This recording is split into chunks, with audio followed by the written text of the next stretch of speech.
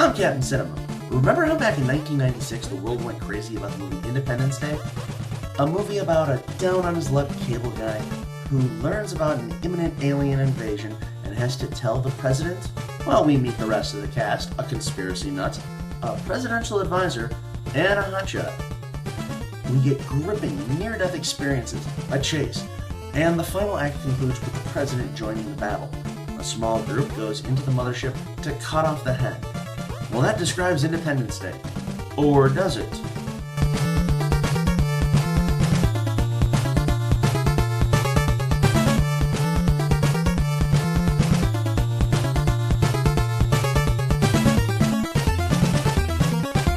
What can I say about this movie that I haven't said before about any Happy Madison movie? Well, yes. Predictable character tropes, recycled storylines, and cameos hoping to distract the fans from the plot. Now, rather than the usual directors, Dennis Dugan and Frank Carrassi, let's change it up and bring in the same director that introduced the world to the cinematic universe of Harry Potter.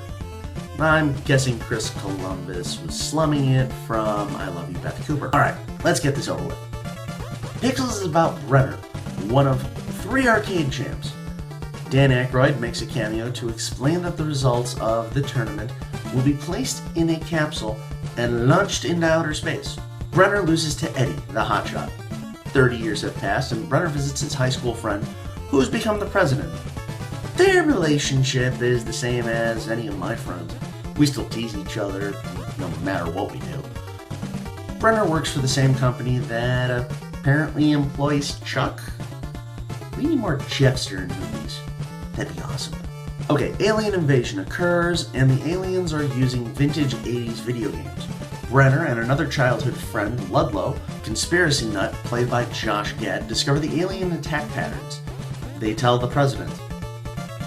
Okay, Jeff Goldblum does this in Independence Day and nobody says a word. Adam Sandler does it and critics everywhere roll their eyes. Go figure. During an attack, the military fails and the 2 former gamers stop the invasion. Worried that the next round might be too much, President Cooper, played by Kevin James, pardons hotshot Eddie from prison.